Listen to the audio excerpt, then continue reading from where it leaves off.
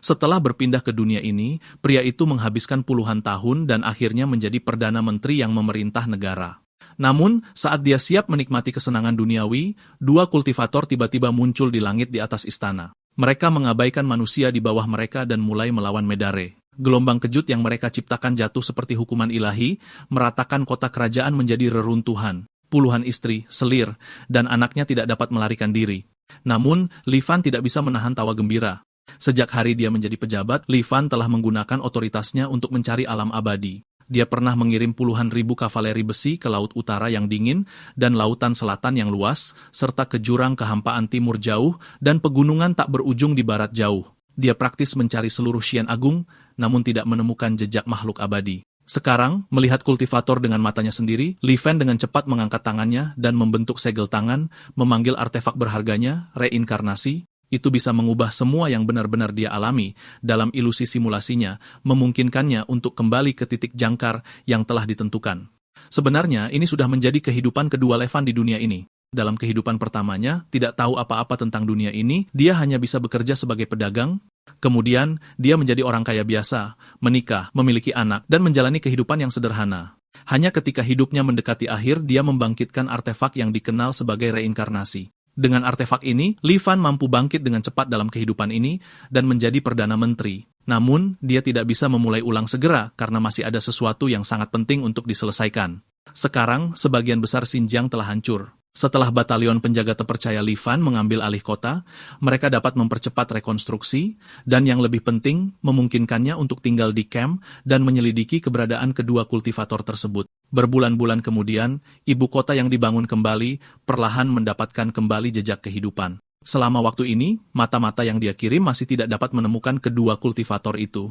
Karena itu masalahnya, Li Fan tidak lagi ingin membuang waktu. Dia segera mengaktifkan reinkarnasi. Seperti biasa, beberapa opsi muncul di hadapannya. Salah satunya adalah menyimpan item dari kehidupan ini. Yang kedua, untuk mempertahankan ranah kultivasinya.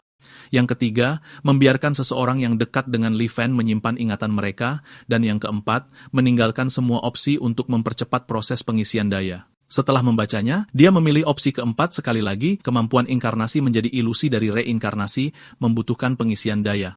Ketika Li Fan menderita pukulan fatal, artefak akan menghabiskan daya untuk secara otomatis mengaktifkan perisai pelindung. Dalam kehidupan ini, tujuannya adalah untuk mempelajari rahasia kultivasi dari kedua kultivator tersebut. Dengan pengalaman dua kehidupan, semuanya berjalan lancar. Dalam ujian kekaisaran ini, Li Fan menulis bahkan lebih baik dari kehidupan sebelumnya, menjadi juara dari ketiga putaran dan mengejutkan seluruh bangsa. Dia kemudian memilih untuk bertugas di Wei County lagi.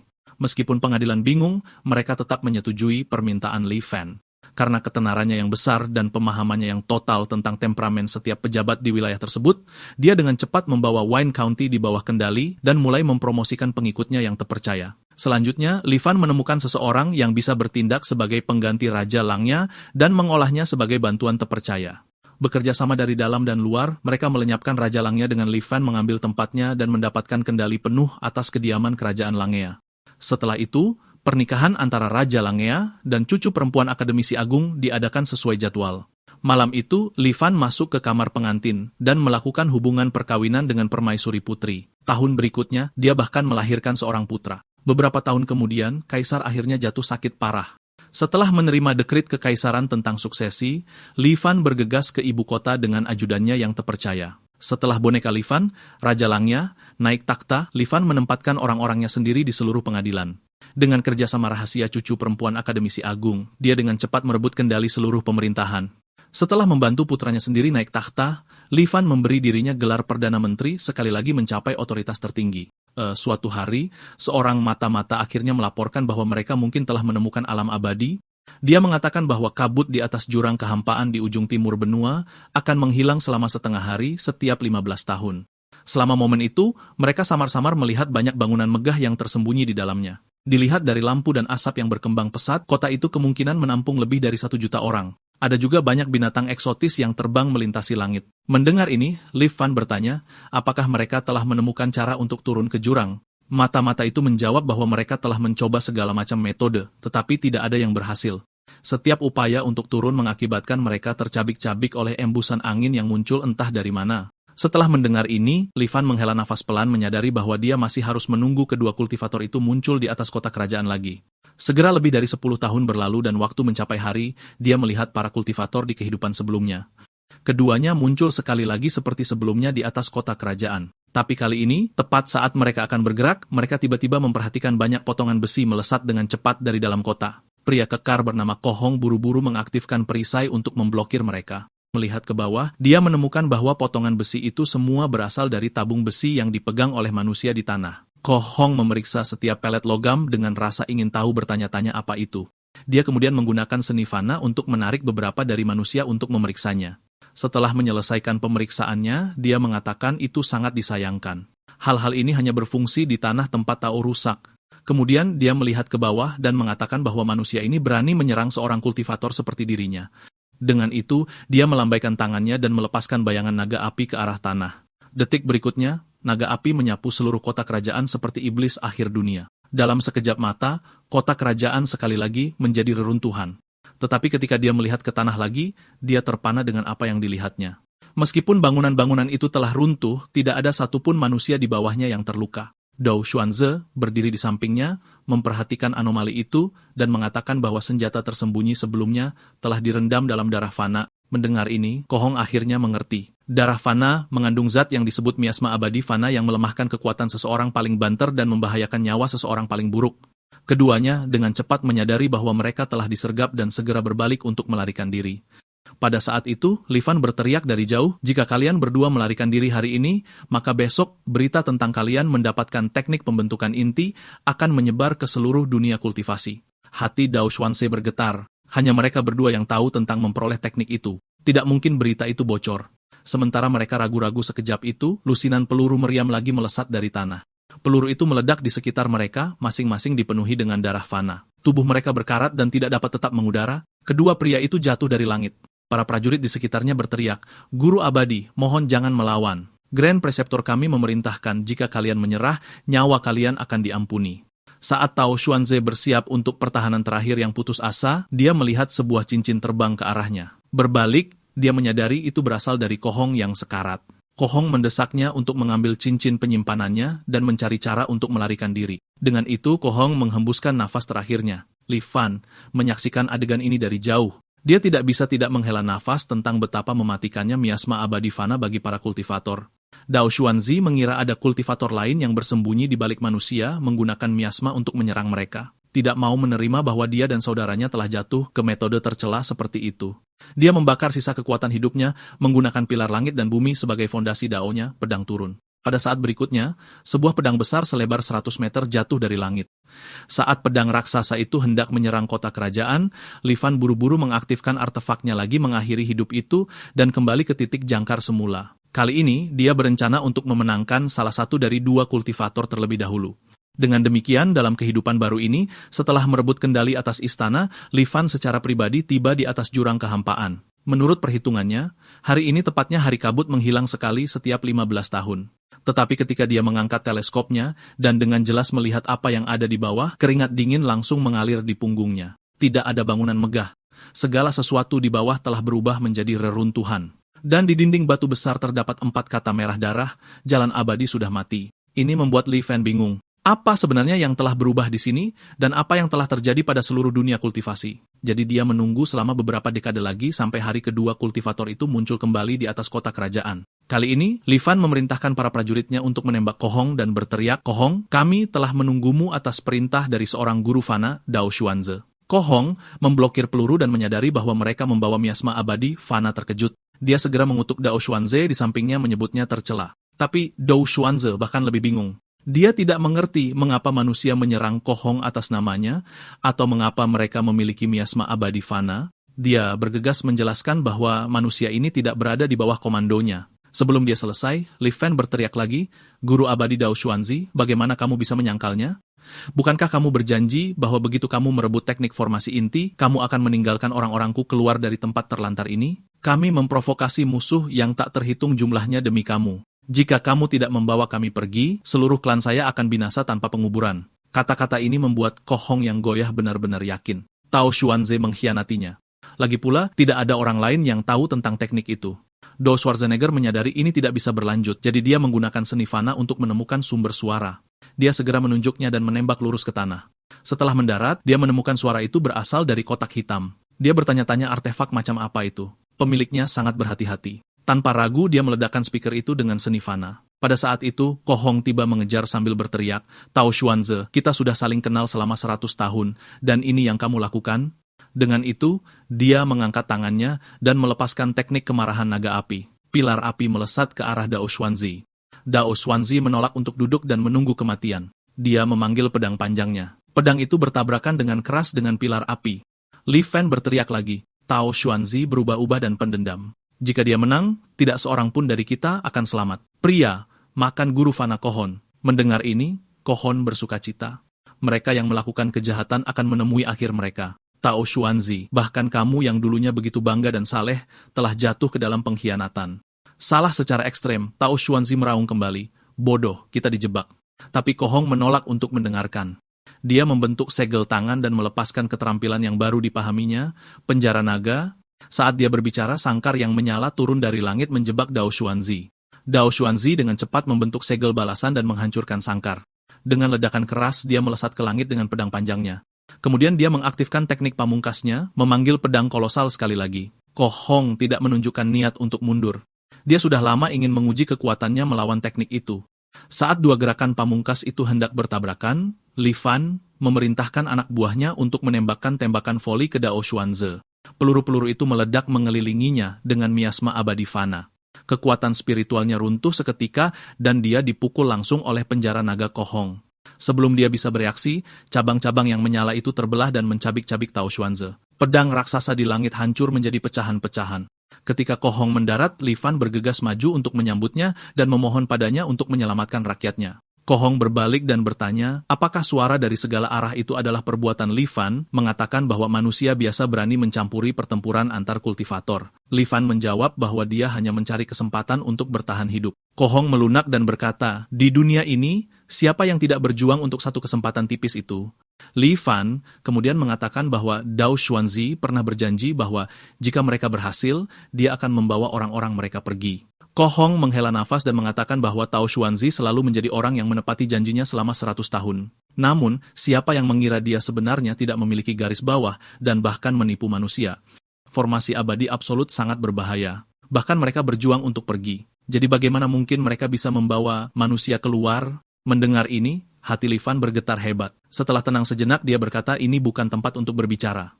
Dia kemudian membawa Ko Hong ke ruang bawah tanah dan bertanya apakah guru abadi itu benar-benar bermaksud bahwa manusia tidak bisa dibawa keluar dari tanah terlarang abadi ini? Ko Hong berkata, dia tidak punya alasan untuk menipu Li Fan, seorang manusia biasa. Mungkin seorang kultivator inti emas bisa mengawal seorang manusia melalui formasi abadi mutlak. Mendengar ini, Li Fan bertanya dengan kecewa, apakah manusia benar-benar tidak punya harapan untuk meninggalkan dunia ini? Ko Hong menjawab bahwa untuk meninggalkan tanah terlarang abadi, seseorang harus menerobos formasi abadi mutlak, sesuatu yang mustahil bagi tubuh manusia. Dia menambahkan bahwa Li Fan Toh tidak akan hidup bertahun-tahun lagi, jadi menjadi kaisar lokal kecil di sini bukanlah nasib yang buruk. Li Fan kemudian bertanya, jika seseorang bisa berkultivasi ke alam pendirian fondasi yang sama dengan Ko Hong, apakah mereka bisa pergi? Ko Hong tertawa terbahak-bahak, mengatakan itu tidak mungkin. Tidak ada energi spiritual di sini sama sekali, jadi seseorang tidak bisa berkultivasi. Dan manusia dipenuhi dengan racun. Bagaimana mereka bisa menjadi abadi? Dia menyarankan Li Fan untuk menyerah. Abadi yang ingin berkultivasi pertama-tama harus pergi ke dunia luar, membangun kembali tubuh, dan membersihkan racun. Jika tidak, bahkan jika jalan menuju keabadian terbentang di hadapannya, dia hanya bisa melihatnya tetapi tidak pernah menyentuhnya. Mendengar ini, Li Fan gemetar seluruhnya dalam keputusasaan. Setelah memastikan sekali lagi bahwa benar-benar tidak ada solusi, Li Fan berdiri dan berjalan keluar. Saat Li Fan keluar dari ruangan, pintu batu setebal 2,5 meter itu menutup dengan cepat. Segera setelah itu, racun abadi manusia menyembur keluar dari dinding di sekitar Ko Hong. Tak lama kemudian, hanya jeritannya yang bergema dari balik pintu batu. Karena abadi dan manusia tidak bisa hidup berdampingan, bagaimana bisa Li Fan, seorang manusia biasa, sepenuhnya mempercayai kata-katanya? Li Fan mendengarkan cerita Ko Hong. Tempat ini adalah tanah terlarang abadi dan semuanya dimulai dengan bencana besar ribuan tahun lalu di dunia kultivasi kuno. Awalnya, para kultivator tidak menganggap serius wabah manusia sampai seorang kultivator tertular, tumbuh semakin kuat, dan mulai menyebarkannya di antara para kultivator. Tidak butuh waktu lama sebelum wabah menyebar ke seluruh dunia kultivasi di sepanjang energi spiritual yang diandalkan oleh para kultivator. Mereka yang tertular mengalami kemunduran kultivasi, alam mereka runtuh, atau yang terburuk kehilangan semua kultivasi dalam semalam menjadi tidak berbeda dari manusia sebelum meninggal. Dalam keputusasaan, para kultivator melampiaskan amarah mereka pada manusia yang melakukan pembantaian massal untuk jangka waktu tertentu, meskipun akhirnya dihentikan. Karena mereka menemukan bahwa ketika manusia mati, wabah tidak menghilang. Sebaliknya, tanpa batasan, itu menyebar lebih dahsyat di sepanjang energi spiritual, menyebabkan lebih banyak kultivator binasa. Tetapi para kultivator tidak akan pernah duduk dan menunggu kematian. Jadi sekelompok dari mereka mulai meneliti cara untuk melawan dan menyembuhkan wabah. Faksi lain mengusulkan migrasi besar yang terkenal, mengusir semua manusia ke dunia luar tanpa energi spiritual atau ke alam saku yang rusak, kemudian menutup mereka dengan formasi selamanya. Awalnya, dunia kultivasi tidak memiliki manusia yang tersisa, tetapi tidak setiap anak kultivator memiliki akar spiritual. Seiring waktu, manusia baru lahir kembali. Keturunan ini hanya bisa berkultivasi setelah menghilangkan racun dari tubuh mereka. Secara bertahap, racun ini menjadi simbol yang memisahkan abadi dan manusia, dan orang-orang menyebutnya racun abadi manusia. Setelah membaca pengakuan Kohan, tangan Li Fan gemetar tak terkendali. Tidak ada yang tahu berapa banyak tanah terlarang abadi yang ada, dan kultivator yang bersedia mempertaruhkan hidup mereka untuk memasukinya sangat jarang. Bertemu dua dari mereka sudah menjadi keajaiban. Sebagai manusia, umur Li Fan terbatas. Bahkan jika dia bisa mensimulasikan reinkarnasi tanpa henti, itu masih hanya akan berulang dalam batas kehidupan alaminya. Tahun ini, Li Fan sudah berusia 70 tahun, dan batas biologisnya adalah 86 tahun. Kesempatan untuk bertemu dengan kultivator lain dalam 16 tahun yang tersisa hampir nol, namun dia menolak untuk menerima, menjalani kehidupan manusia yang sama berulang-ulang. Pada saat itu, dia tiba-tiba teringat sesuatu yang penting. Dia bergegas ke sel penjara dan bertanya kepada Kohong bagaimana manusia itu pertama kali tiba di tanah terlarang abadi. Melihat dia masih belum menyerah, Kohong bertanya balik, bahkan jika kamu keluar, apa yang bisa kamu lakukan? Kamu sudah lebih dari 70 tahun. Apakah kamu masih ingin berkultivasi? Li Fan menjawab bahwa karena Kohong telah kehilangan semua kultivasinya, bisakah dia masih berkultivasi jika dia kembali ke dunia kultivasi? Dia kemudian berjanji bahwa jika Kohong dapat membantunya menemukan cara untuk mencapai alam abadi, dia akan membawanya keluar bersama. Kohong mengutuknya, menyebutnya penjahat penipu yang seharusnya tidak berpikir untuk membodohinya lagi. Li Fan berkata apakah itu kebenaran atau kebohongan, itu masih secercah harapan. Apakah Kohong benar-benar ingin menghabiskan sisa hidupnya di sel itu? Tanpa pilihan, Kohong mengakui bahwa saat itu mereka telah menggunakan semacam artefak terbang seperti perahu terbang atau pesawat ulang-alik terbang. Di zaman kuno, dunia kultivasi memiliki kultivator yang tak terhitung jumlahnya, dan sekte yang berkembang pesat dan artefak transportasi semacam itu sangat umum. Sayangnya, setelah perubahan besar langit dan bumi, para kultivator tumbuh hati-hati dan bertindak sendiri, jadi perahu terbang dan pesawat ulang-alik terbang menjadi langka. Li Fan bertanya apakah perubahan besar ini mengacu pada wabah. Kohong mengatakan bahwa racun abadi manusia itu aneh, tetapi itu tidak dapat menggoyahkan fondasi para kultivator. Itu hanya menyebar begitu luas, karena sebagian besar kultivator binasa dalam malapetaka besar. Kata-katanya mengingatkan Li Fan tentang apa yang pernah dia katakan saat melawan Dou Xuanxi. Di jalur inti emas, itu dia atau aku. Meskipun banyak metode untuk membentuk inti emas yang ada, jauh lebih banyak kultivator yang terjebak dalam pendirian fondasi. Jadi Li Fan bertanya apakah malapetaka itu terkait dengan gagasan bahwa teknik abadi tidak bisa lagi dikultivasikan bersama. Kohon berkata pembatasan seperti itu tidak ada di zaman kuno. Saat itu, sekte-sekte besar menerima murid dengan bebas.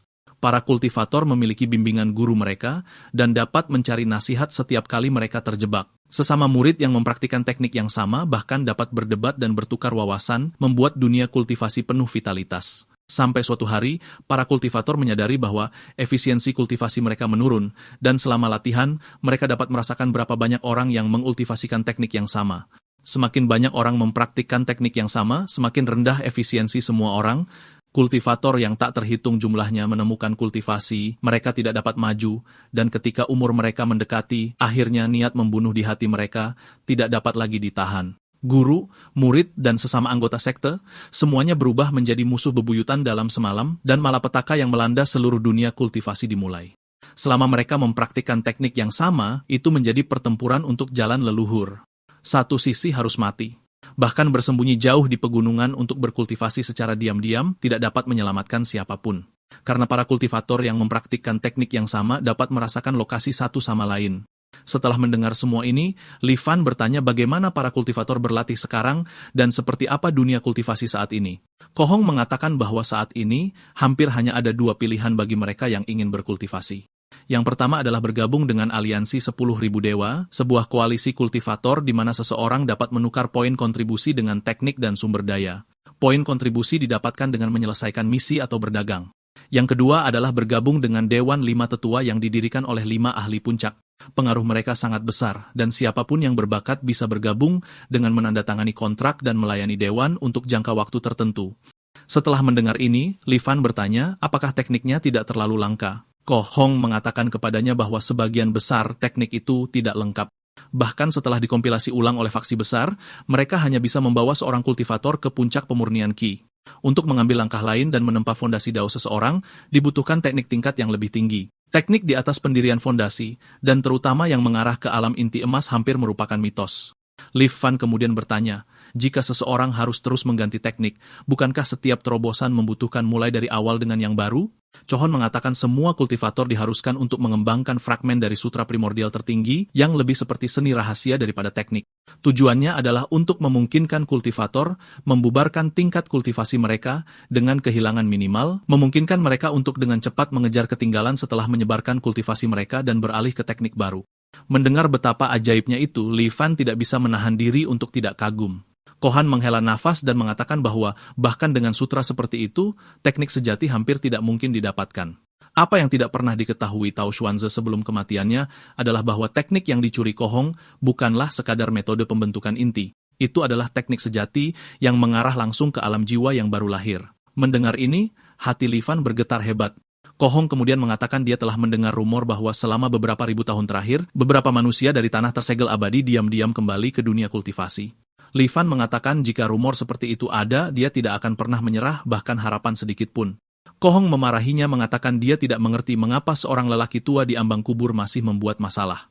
Li Fan menjawab bahwa jika Ko Hong membantunya menemukan cara untuk kembali ke dunia kultivasi, dia tidak hanya akan membawanya, tetapi juga mengembalikan semua yang menjadi miliknya di Dao Xuanze. Mendengar ini, Ko Hong menjadi bersemangat dan bertanya apakah dia benar-benar bersungguh-sungguh. Pada saat itu, dia memutuskan untuk melakukan segala yang dia bisa untuk membantu. Pada hari-hari berikutnya, dengan bantuan Ko Hong, Li Fan mengumpulkan catatan sejarah dari seluruh negeri, berharap menemukan petunjuk tentang era milenium besar dari tulisan kuno yang tersebar. Pada saat yang sama, dia memobilisasi tentara untuk menggali makam kuno dalam skala besar, berharap mengungkap jejak masa lalu.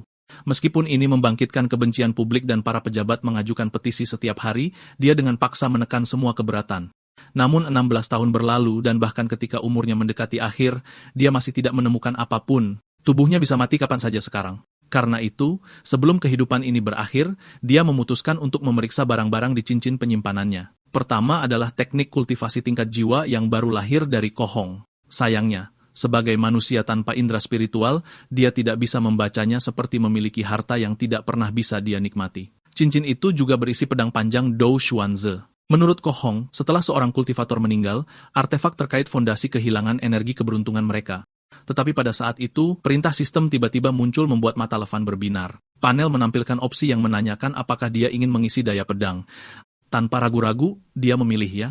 Menurut umpan balik reinkarnasi, setelah pengisian jangkar mencapai 100%, titik jangkar kedua akan terbuka yang memungkinkannya untuk memulai kembali dari jangkar manapun. Dengan pemikiran itu, dia mengambil barang-barang itu dan mengaktifkan reinkarnasi harta karun. Seperti dalam siklus sebelumnya, 4 opsi muncul di hadapannya, tetapi kali ini, dia memilih untuk menyimpan satu item dari simulasi saat ini. Detik berikutnya, semua harta di inventarisnya ditampilkan. Pada akhirnya, dia memilih teknik jiwa yang baru lahir.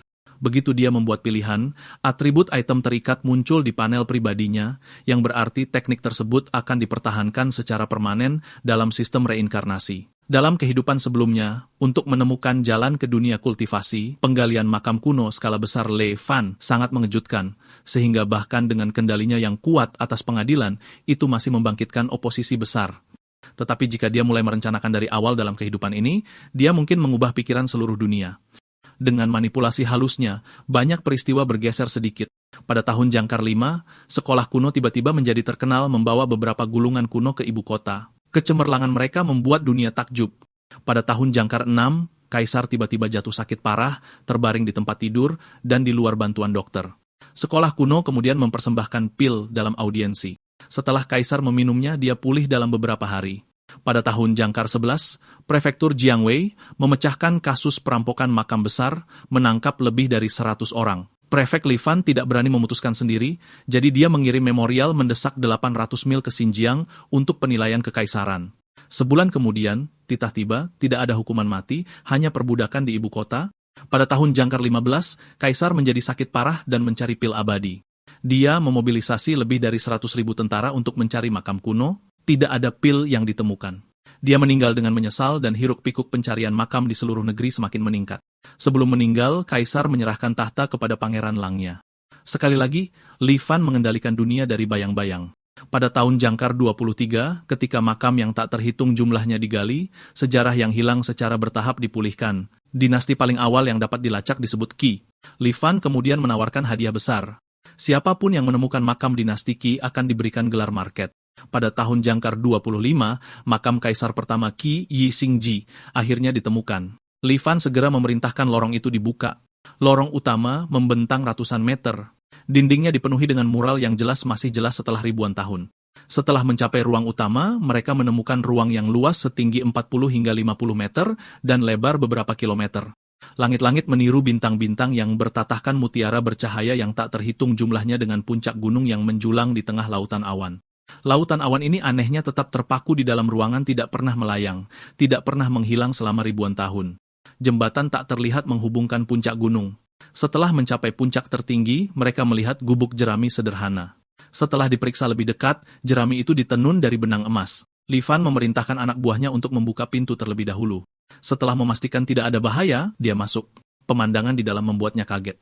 Di tengah berdiri sebuah tablet peringatan yang bertuliskan murid luar Yi Xingji dari sekte Taiyin. Tampaknya pria itu telah bergabung dengan sekte bernama Taiyin, tetapi tetap menjadi murid luar sampai kematian, tidak pernah menginjakkan kaki di jalan abadi. Akhirnya diasingkan di sini oleh para kultivator. Bahkan dalam kematian, dia merindukan sektenya. Jadi, tablet itu tidak bertuliskan gelar kaisar, tetapi murid luar sekte Taiyin. Yi Xingji kemungkinan dipercayakan oleh kultivator Taiyin untuk mengawasi migrasi besar alam ini. Li Fan terus mencari di ruang pemakaman utama, dan setelah tidak menemukan kapal terbang atau artefak serupa, dia kembali ke istana. Beberapa hari kemudian, berita tiba bahwa catatan yang menyebutkan kapal terbang telah ditemukan di antara inventaris pemakaman. Namun, makam itu sudah dirampok dan menilai dari kerusakannya, pencurian itu terjadi 1000 tahun yang lalu. Mendengar ini, Li Fan membanting meja dan membaliknya dengan marah. Dia tidak bisa menerima harapan yang ditunjukkan kepadanya hanya untuk dihancurkan segera setelahnya. Setelah melampiaskan amarahnya, dia mengeluarkan dekrit. Siapapun yang menemukan petunjuk terkait dengan kondisi Fana akan diberikan gelar tenda rumah tangga 1000. Pada tahun Jangkar ke-35, berita akhirnya tiba. Makam abadi telah ditemukan. Pengintai melaporkan bahwa beberapa hari sebelumnya, ketika sebuah kelompok menggali makam yang tidak mencolok, mereka terluka oleh kekuatan aneh yang dilepaskan dari dalam. Li Fan segera memerintahkan mereka untuk membawa miasma Fana abadi dan melanjutkan untuk membuka makam. Di bawah kepemimpinannya, mereka memercikkan darah segar ke penghalang. Perisai yang tampaknya tidak bisa dihancurkan berubah menjadi abu saat menyentuh darah. Tak lama setelah mereka masuk, seseorang melaporkan menemukan benda yang menyerupai kapal terbang. Setelah mendengar ini, Li Fan bergegas ke sana tanpa menunda. Melihat barang itu, dia bertanya dengan kaget, "Inikah yang disebut kapal terbang? Ini lebih kecil dari sepatuku." Tetapi melalui pesan yang terukir di dinding makam sebelum kematian pemiliknya, dia akhirnya memahami seluruh cerita. Pemilik makam itu bernama Xian Hong, seorang kultivator pembentukan fondasi. Lebih dari 3000 tahun yang lalu, dikejar oleh musuh, dia melarikan diri ke tanah tertutup abadi tanpa tempat lain untuk pergi. Tetapi tanah tertutup abadi tidak memiliki energi spiritual dan hanya dengan beberapa batu roh padanya dia segera menghabiskannya. Tanpa batu roh untuk mengisi kembali energinya, kultivasinya menurun dengan cepat. Dia menduga bahwa manusia Fana yang dibuang di sini, 1000 tahun sebelumnya, mungkin telah meninggalkan beberapa kapal terbang. Karena itu, dia mencari kemana-mana, menghabiskan beberapa dekade sebelum akhirnya menemukan makam Xingji. Meskipun memang ada kapal terbang di makam itu, formasi inti daya yang terukir di dalam lempengan batu telah dihancurkan, dan Xin Hong tidak terampil dalam membuat artefak. Dengan demikian, Xin Hong akhirnya menyerah pada gagasan untuk meninggalkan tanah tertutup abadi. Li Fan kemudian mengalihkan pandangannya ke lempengan batu sekali lagi. Sistem meminta, ini adalah keanehan duniawi, hentikan lempengan fragmen langkah. Ketika dia meletakkan tangannya di atasnya, inkarnasi perbendaharaan tidak menunjukkan respons. Dia menduga itu telah terkorosi oleh miasma Fana abadi dan berubah menjadi batu biasa. Dia kemudian mengambil barang-barang yang ditinggalkan Qian Hong. Salah satunya adalah teknik pelatihan Qi yang disebut seni pengembalian sejati yang lebih rendah yang menampilkan satu praktisi saat ini. Catatan air awan lainnya, teknik tingkat fondasi, juga menampilkan satu praktisi. Melihat bahwa seseorang masih mengolah teknik-teknik ini, dia secara naluriah berpikir itu adalah jebakan. Tetapi setelah memikirkannya, dia merasa ada sesuatu yang salah. Lebih dari 3.000 tahun telah berlalu. Bahkan kultivator inti emas akan lama berubah menjadi debu. Tiba-tiba, dia menebak, mungkinkah teknik-teknik ini memiliki arsip asli? Setelah bencana besar, banyak teknik ditulis ulang oleh 10.000 dan Dewan 5 Tetua. Tentu saja, versi terawal mereka pasti ada. Faksi-faksi utama akan merilis ulang teknik yang tidak dipraktikkan setiap kali seseorang bertukar untuk mereka. Selama 3.000 tahun, siapa yang tahu berapa banyak pemilik yang telah dilalui oleh kedua teknik ini? Dan item terakhir adalah kapal terbang yang telah dia impikan. Meskipun rusak, itu tidak masalah. Qian Hong tidak bisa memperbaikinya atau Li Fan juga tidak bisa, tetapi seseorang di masa depan akan bisa. Jadi dia menunggu 15 tahun lagi sampai hari Kohong dan Dao Xuanze tiba di atas ibu kota. Kali ini, sebelum mereka bisa mulai bertarung, dia menyela menanyai mengapa mereka akan bertempur sampai mati hanya karena teknik inti emas. Keduanya, pertama-tama terkejut kemudian menyebutnya sombong. Tanpa menunjukkan rasa takut, Le Fan membuat gerakan mengundang mereka untuk turun dan berbicara. Karena penasaran dengan niatnya, keduanya menghentikan pertarungan mereka dan duduk bersamanya. Le Fan mengatakan bahwa leluhurnya telah meninggalkan ramalan sebelum meninggal. Dua makhluk abadi akan turun dari jurang kehampaan, dan itu akan menjadi satu-satunya kesempatan klan mereka untuk melarikan diri dari tanah ini. Selama ribuan tahun, klannya telah meragukannya, tetapi hari ini, itu akhirnya dikonfirmasi. Kohong bertanya, bagaimana kami harus menyapa Anda? Li Fan menyatakan namanya. Dao Xuanze kemudian bertanya, apa yang Anda maksud dengan kesempatan untuk melarikan diri dari tanah ini? Ekspresi Li Fan menegang saat dia membalas, apakah kamu tidak percaya padaku?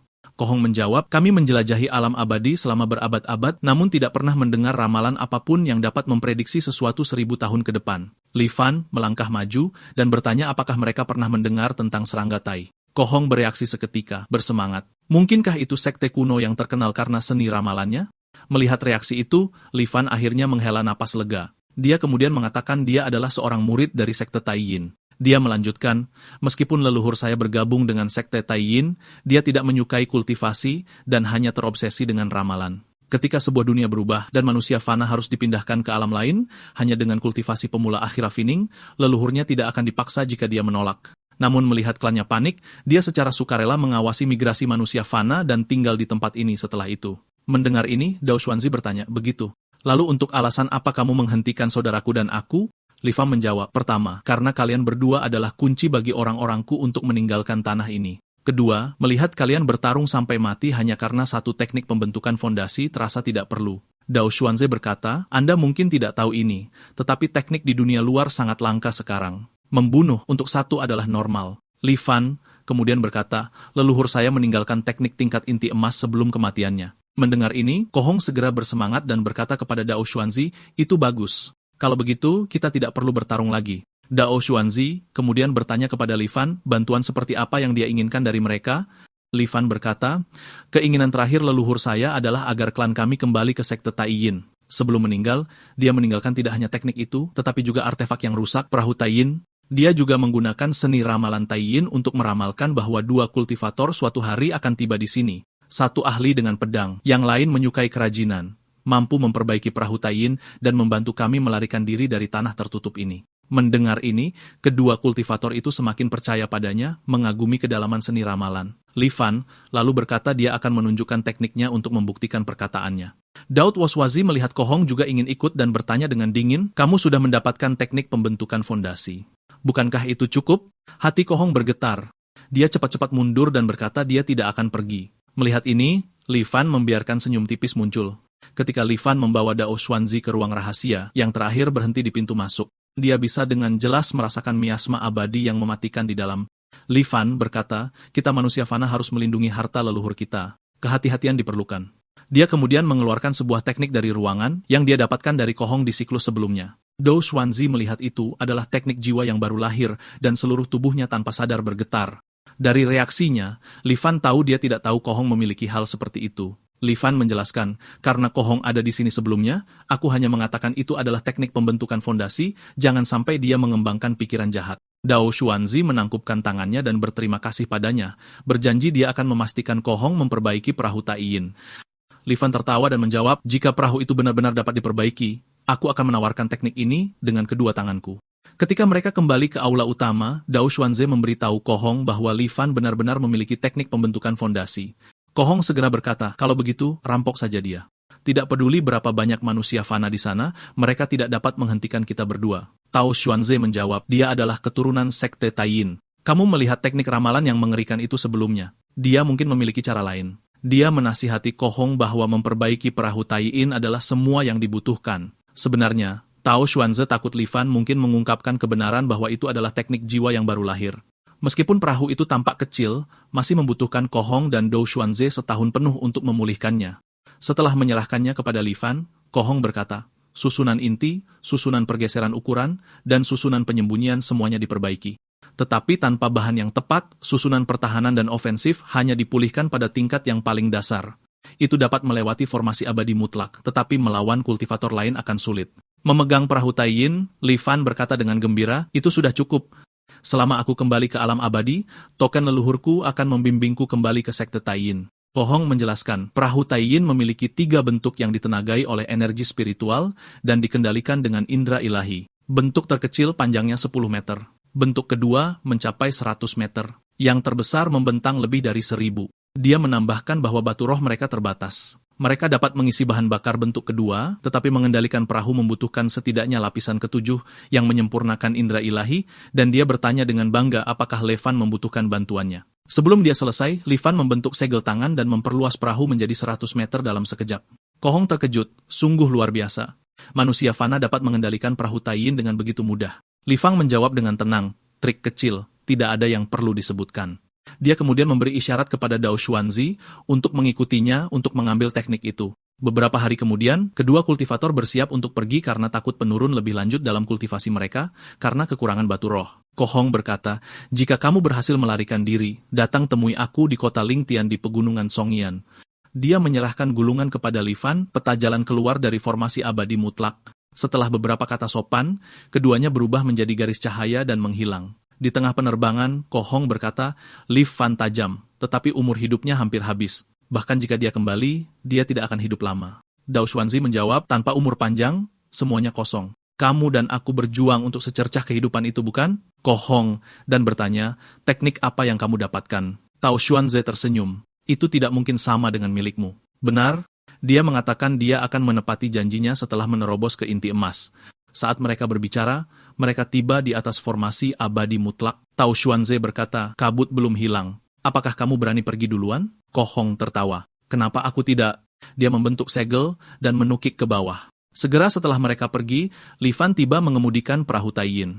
Pada usia 71 tahun, Li Fan tahu dia tidak bisa menunggu 14 tahun lagi sampai kabut berikutnya menghilang. Tanpa ada yang menahannya, dia memutuskan untuk menjelajahi formasi abadi mutlak hari itu juga. Dengan pemikiran itu, dia mempercepat perahu Tai Yin dan menukik ke bawah. Di bawah jurang kehampaan, kabut putih tebal menutupi segalanya, membuat dunia terasa tidak nyata. Segera, perahu Tai Yin bergetar hebat seolah-olah telah menabrak sesuatu. Dia menilai bahwa ini pasti lapisan angin puyuh yang disebutkan Ko Hong. Angin yang cukup kuat untuk mencabik-cabik manusia fana, dan bahkan kultivator pembentukan fondasi membutuhkan perisai untuk bertahan hidup. Setelah setengah jam bermanuver dengan hati-hati, dia menerobos lapisan angin puyuh. Guncangan mereda, cahaya tak berujung memenuhi bagian depan. Untuk sesaat, dia merasa seolah-olah dia telah melarikan diri dari formasi, memasuki dunia abadi, memperoleh teknik langka, dan mencapai alam inti emas hanya dalam 1 abad. Jalannya tetap mulus dan 1000 tahun kemudian, dia naik ke alam abadi. Langkah demi langkah, dia mengembangkan kekuatan fana dan akhirnya menjadi seorang kaisar abadi. Dia kemudian menghancurkan penghalang alam abadi dan naik ke alam dewa.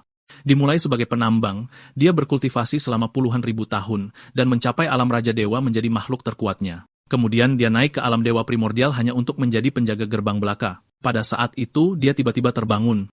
Itu semua hanyalah mimpi. Perahu Tai Yin terbalik. Berdasarkan peta Ko Hong, dia sudah meninggalkan lapisan cahaya ilusi dan mencapai lapisan ketiga, lapisan inversi. Perahu Tai Yin pasti berlayar keluar dari ilusi dengan sendirinya, membangunkannya. Dia menyadari bahwa jika perahu bisa melewati ilusi secara otomatis, mungkin dia hanya perlu menyuplai tenaga sambil memegang arah.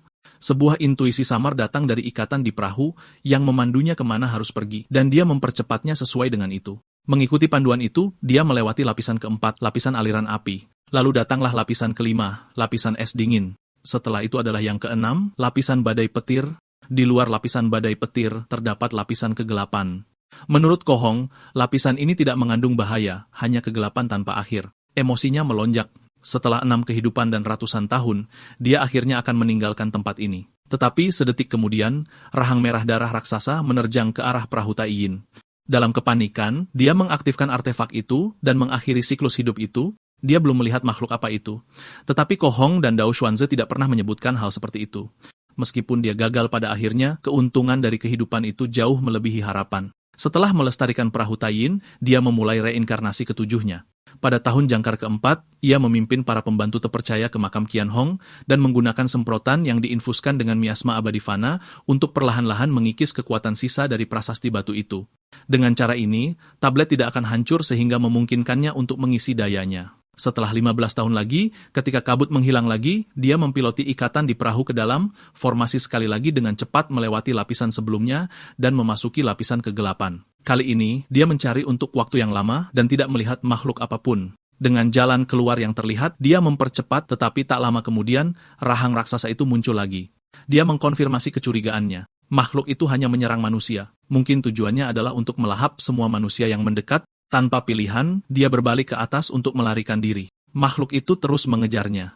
Hanya ketika dia mencapai lapisan badai petir, barulah dia berhenti.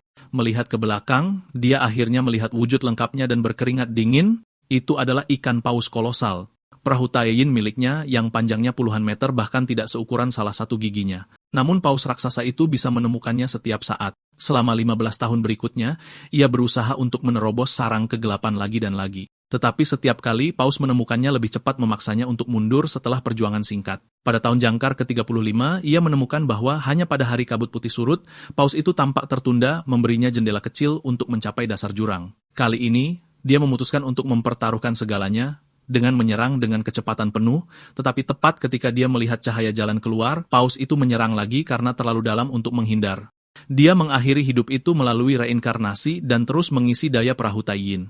Dalam kehidupan ke-8-nya, selama tahun jangkar ke-4, ia membuka makam Qin Hong sekali lagi. Pada tahun jangkar ke-5, kabut putih tersebar. Kemajuan energi dari pengisian daya void matahari telah mencapai hampir 90%. Tetapi karena belum penuh, dia hanya bisa menunggu dengan sabar. Pada tahun jangkar ke-20, usahanya gagal lagi. Pada tahun jangkar ke-35, dia gagal sekali lagi. Namun upaya itu bukannya tidak berarti. Setidaknya, kendalinya atas perahu Taiyin tumbuh lebih halus. Pada tahun jangkar ke-50, dia memilih untuk tidak memaksa masuk ke sarang kegelapan lagi. Dia sudah tua. Reaksi dan semangatnya sangat melemah, dan keberhasilan tidak mungkin terjadi. Jadi dia memutuskan untuk mengunjungi 2 teman lama untuk melihat apakah mereka tahu sesuatu yang berguna.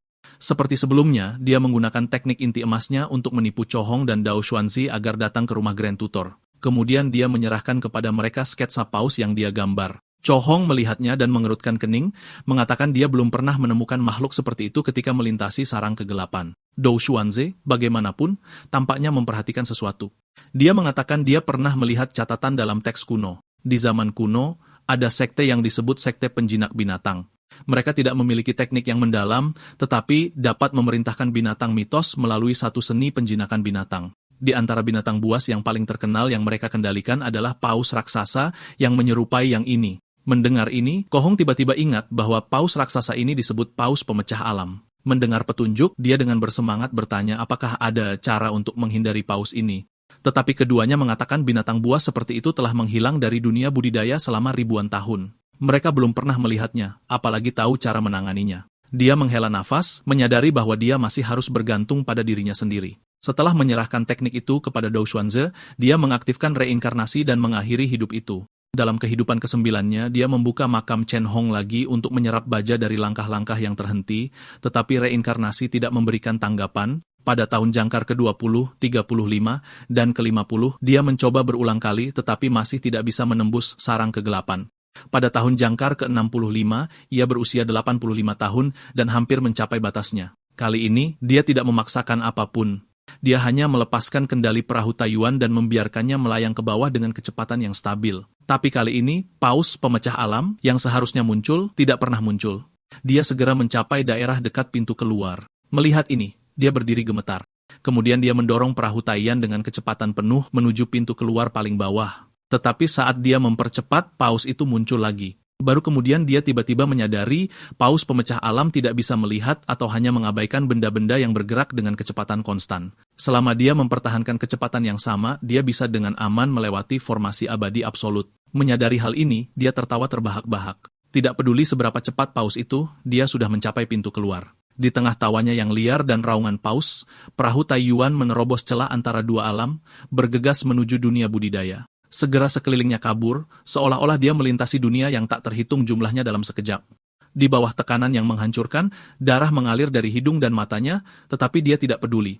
Melihat kembali formasi abadi absolut, sudut pandangnya terangkat tanpa henti, dan pada saat itu, dia melihat pemandangan yang tidak akan pernah dia lupakan. Seluruh tubuh paus pemisah alam itu terlihat jelas, dan ia tidak sendiri. Saat penglihatannya meluas semakin jauh, dia melihat ribuan paus seperti itu. Mereka berenang bebas melalui ruang gelap yang tak terhitung jumlahnya yang mengambang di kehampaan, dan tempat asalnya, wilayah abadi mutlak, semakin jauh dari dunia kultivasi. Dalam kehidupan ini, dia akhirnya keluar dari wilayah terlarang itu, dan akhirnya dia melihat dunia kultivasi yang telah dia impikan begitu lama. Menyaksikan pemandangan ini sebelum mati, kehidupan ini tidak sia-sia. Jadi sebelum mengambil napas terakhirnya, dia mengaktifkan artefak reinkarnasi. Setelah 9 kehidupan dan hampir 500 tahun, dia akhirnya mencapai ambang kultivasi. Sesuai rencana awalnya, dia bermaksud untuk meningkatkan kecepatan pengisian daya. Tetapi ketika dia melihat daftar pilihan, dia ragu-ragu. Baja langkah terhenti ada di antara pilihan lagi. Setelah berpikir dengan hati-hati, dia memilih untuk mempertahankannya. Dia ingin memverifikasi tebakan di hatinya. Karena dia tidak memilih pengisian daya yang dipercepat, dia harus menunggu 20 tahun hingga siklus selesai. Di tahun jangkar ketiga, dia kembali ke makam Chen Hong. Kali ini, dia tidak menggunakan miasma abadi fana. Sebaliknya, dia langsung mengeluarkan baja langkah terhenti. Saat dia melakukannya, baja di tangannya mulai memudar, sementara baja di dalam makam membentuk susunan yang jauh lebih kuat. Ini mengkonfirmasi teorinya. Peninggalan luar biasa di dunia ini unik. Tidak mungkin ada dua yang identik. Dengan menggunakan reinkarnasi, dia telah menciptakan duplikat, dan hasilnya tak terhindarkan. Keduanya bergabung menjadi satu. Dia kemudian memerintahkan anak buahnya untuk mengikis formasi makam menggunakan semprotan miasma abadi fana. Butuh upaya besar untuk melemahkannya agar bisa masuk. Di dalam, baja itu tampak hanya sedikit kurang rusak dari sebelumnya, namun reinkarnasi masih tidak dapat menyerapnya. Jelas, itu membutuhkan restorasi lebih lanjut. Dia menyimpan baja yang ditingkatkan di dalam perahu Taiyin sebagai persediaan masa depan untuk perjalanannya ke dunia kultivasi. Pada tahun jangkar ke-20, siklus hampir selesai. Dia mengeksekusi sekelompok pejabat korup dan tuan tanah tirani, mengambil semua kekayaan yang telah dikumpulkan keluarga mereka selama beberapa generasi. Karena dia masih perlu berinteraksi dengan manusia setelah memasuki dunia kultivasi, kekayaan sangat penting. Makanan bahkan lebih penting. Biji-bijian adalah fondasi setiap bangsa. Dan karena dia menuntut begitu banyak, para pejabat memprotes dengan keras. Dia tidak repot-repot menjelaskan. Di depan seluruh pengadilan, dia memperluas perahu Taiyin ke bentuk terbesarnya, mengambang di atas istana kekaisaran. Rakyat jelata berlutut dan membungkuk dengan kagum, dan para pejabat melihat cara ilahi seperti itu, langsung mengubah sikap mereka, dan sukarela membantu mengumpulkan biji-bijian. Dengan kerjasama para pejabat, dan setelah menyingkirkan sejumlah pedagang tidak jujur lainnya, perahu Taiyin akhirnya dipenuhi sampai penuh. Dengan semua ikatan duniawi diselesaikan, dia mengemudikan perahu Taiyuan kembali ke jurang kehampaan. Setelah beberapa jam, dia sekali lagi menerobos wilayah abadi mutlak. Tapi kali ini, yang menyambutnya adalah lautan tak berujung. Dia tertegun, terakhir kali dia muncul, dia jelas melihat gunung-gunung yang menjulang tinggi. Dia membuka peta Kohong, tetapi tidak ada jejak lautan apapun. Tak berdaya, dia hanya bisa melanjutkan langkah demi langkah dan berharap dia menemukan peradaban sebelum kekuatan spiritual perahu habis. Dia memilih arah dan terbang melintasi laut yang luas, mencari tanda-tanda tempat tinggal manusia. Tetapi setelah terbang selama 7 hari 7 malam, dia tidak menemukan apapun. Selusin hari lagi berlalu. Perahu Taiyin melambat, jelas kehabisan tenaga. Tepat ketika semua harapan tampak hilang, dia akhirnya melihat siluet samar sebuah kapal di laut yang jauh. Ketika dia mengangkat teleskop ke matanya, dia menyadari bahwa itu adalah kapal yang hampir tenggelam, jelas diserang oleh sesuatu. Seorang pria berteriak agar semua orang tidak panik, mengatakan dia sudah memberi sinyal kepada seorang ahli abadi. Mendengar kata-kata ahli abadi, jantungnya berdebar. Dia dengan cepat menyimpan perahu Taiyin dan berenang dari bawah air untuk bergabung dengan para penyintas. Kemudian dia berpura-pura setengah mati dan berteriak minta tolong bersama dengan yang lain, memohon kepada ahli abadi untuk menyelamatkan mereka. Tak lama kemudian, sesosok muncul di langit. Pria itu tampaknya menggunakan semacam mantra, membuatnya tidak mungkin bagi mereka untuk melihat wajahnya. Saat dia tiba, semua orang di sekitar mereka dibuat benar-benar diam. Dengan sedikit mengangkat jarinya, kapal besar, lebih dari 100 meter, perlahan menegakkan dirinya di depan para penonton yang terpana. Kemudian kapal itu naik dari air, dan lubang menganga di lambungnya sembuh, dengan kecepatan yang terlihat oleh mata telanjang. Dengan satu sapuan terakhir tangannya, semua orang yang telah jatuh ke laut dilemparkan kembali ke atas dek. Setelah menyelesaikan pekerjaannya, ahli abadi melayang di atas kapal dan bertanya siapa yang mengirim sinyal. Seorang pria segera melangkah maju, berlutut, dan berkata, "Orang hina ini adalah Su Changyu." Ahli abadi bertanya apakah semua orang mengerti aturannya. Begitu mereka mencapai tujuan mereka, semuanya tidak ada hubungannya dengan dia. Dia belum pernah melihat mereka dan tidak tahu siapa mereka. Apakah itu jelas? Su Changyu buru-buru menjawab bahwa dia mengerti. Puas dengan jawabannya, ahli abadi melambaikan tangannya lagi, dan kapal melaju ke arah tertentu. Selama sisa perjalanan, dia berdiri diam di haluan, dan orang-orang di kapal juga jatuh ke dalam keheningan yang menakutkan. Setelah sebagian besar hari berlalu dan malam telah tiba, mereka akhirnya melihat lampu-lampu yang tersebar di depan sebuah pulau yang tampaknya makmur dengan ratusan kapal besar yang berlabuh di pelabuhannya. Tetapi kapal mereka tidak menuju ke pelabuhan. Sebaliknya, ia berputar setengah jalan di sekitar pulau dan berhenti di gua alami terpencil di sisi yang jauh. Begitu mereka menjatuhkan jangkar, beberapa pria kekar berpakaian hitam maju untuk menerima mereka. Orang-orang ini bertindak seolah-olah mereka tidak dapat melihat ahli abadi sama sekali, hanya berfokus untuk mengusir para penumpang dari kapal. Mereka memimpin semua orang ke aula besar dan mengatakan kepada mereka bahwa mereka akan beristirahat di sana untuk malam itu. Makanan sudah disiapkan di dalam, dan mereka bisa membantu diri mereka sendiri. Besok, seseorang akan datang untuk memproses identitas baru mereka. Dengan itu, orang-orang berpakaian hitam berbalik dan pergi. Setelah mereka pergi, seorang pria mengeluh tentang nasib buruk mereka. Diserang oleh monster laut, mereka berangkat dengan hampir 100 orang, namun kurang dari setengahnya selamat. Yang lain menggerutu bahwa dia tidak mengerti mengapa ayahnya bersikeras mengirimnya ke sini untuk berkultivasi. Hidup akan jauh lebih nyaman di rumah. Pria pertama menambahkan bahwa di rumah, dia setidaknya adalah putra Raja Sipir Selatan, dikelilingi oleh kekayaan dan kemuliaan yang tak berujung. Su Changyu maju, dan berkata bahwa pembicaraan seperti itu tidak ada gunanya sekarang. Setiap keluarga telah membayar harga yang sangat mahal untuk membawa mereka ke sini. Alih-alih mengeluh, dia mendesak mereka untuk berkultivasi dengan sabar. Jika mereka benar-benar menjadi ahli abadi suatu hari nanti, tidak hanya mereka akan mendapatkan kesempatan untuk berumur panjang, mereka bahkan mungkin kembali ke tanah air mereka dan membawa klan mereka keluar juga. Mendengarkan percakapan mereka, dia dengan mudah menebak bahwa orang-orang ini, seperti dia, berasal dari wilayah abadi mutlak. Perbedaannya adalah bahwa di wilayah mereka, keberadaan dunia kultivasi tampaknya bukan rahasia, dan menilai dari kejadian hari ini, rute penyelundupan yang matang telah terbentuk. Saat dia tenggelam dalam pikirannya, seseorang tiba-tiba menepuk bahunya. Pria itu berkata dia merasa akrab dan bertanya pangkat resmi apa yang dia pegang di Dali, atau apakah dia seorang pedagang kaya atau bangsawan dari beberapa prefektur.